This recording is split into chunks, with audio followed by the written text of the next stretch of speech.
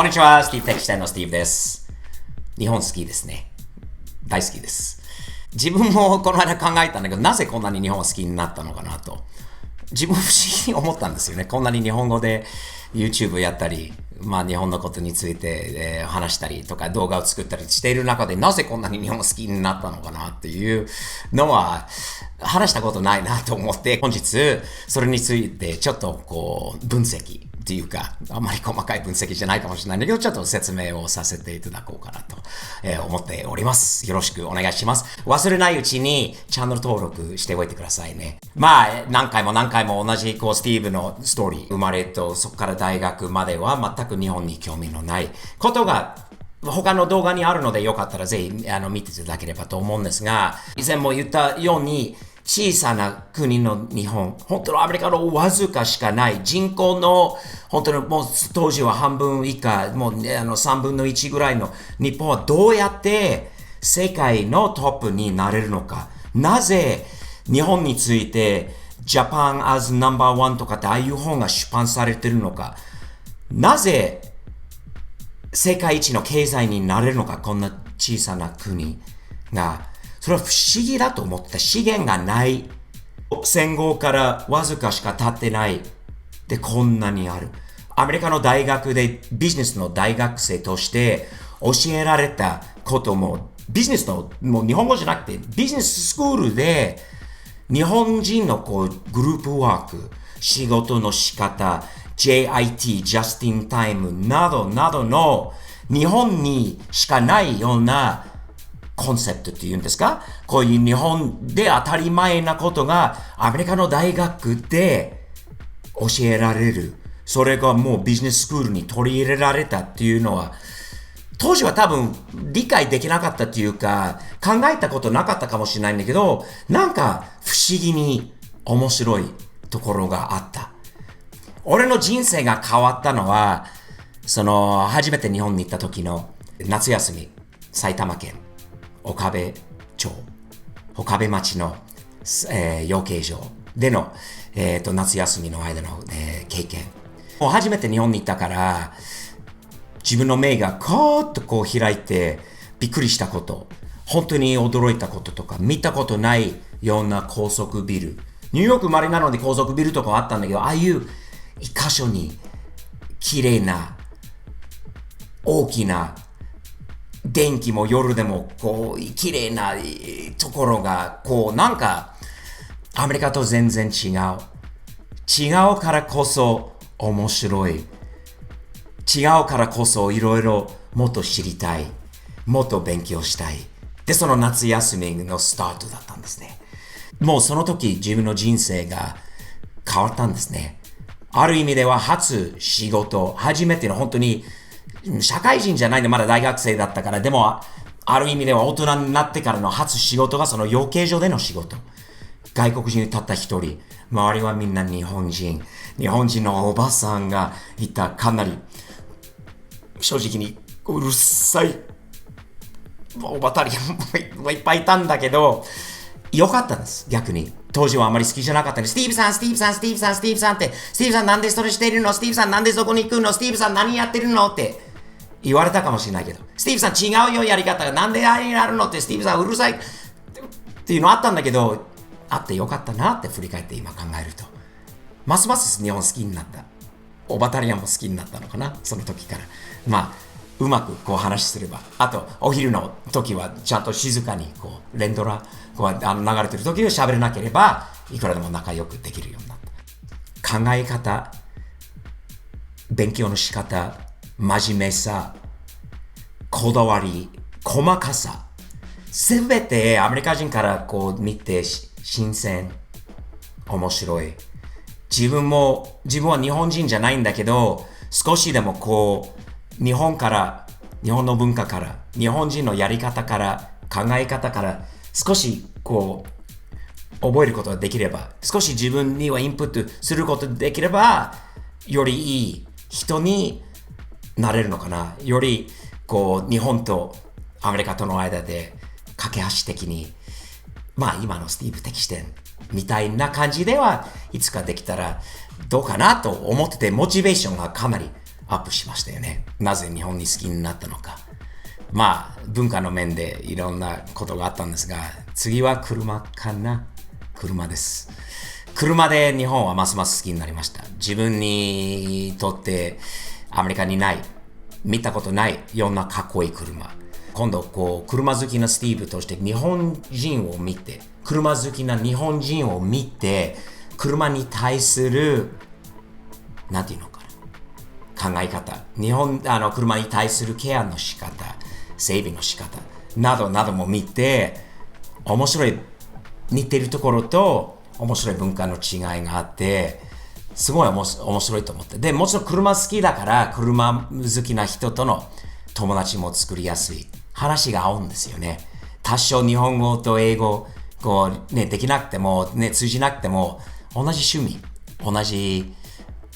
味のある方との交流っていうのは、なんか面白い。ますます日本車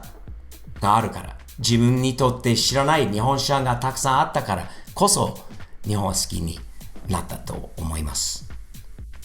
なぜ日本好きになったのかって、食べ物ですね。食べ物。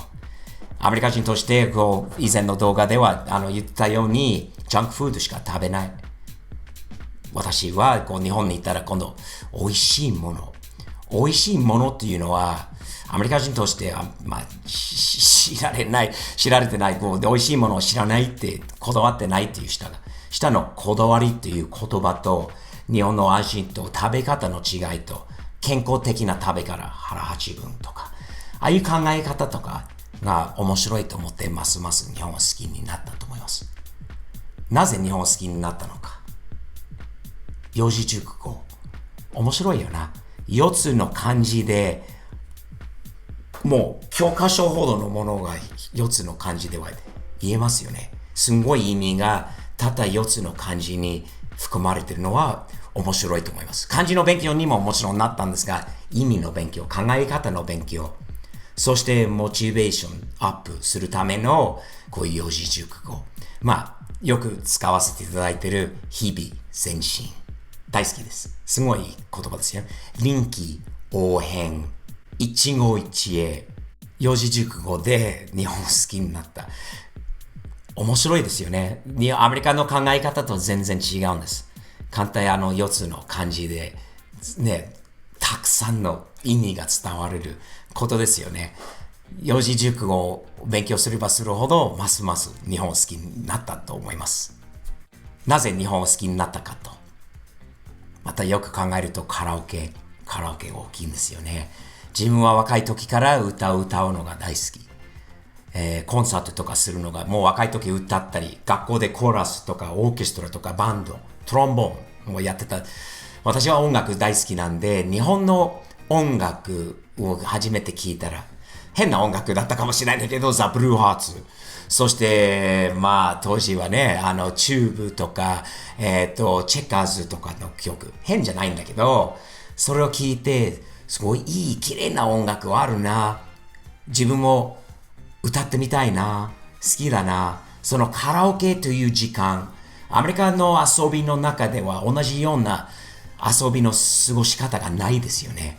素晴らしい時間です。勉強になる時間でした。Song for USA とか、夏だねとか、ザ・ブルーハーツの歌とか、トレインとか、などなどを聞いて、いい音楽もある。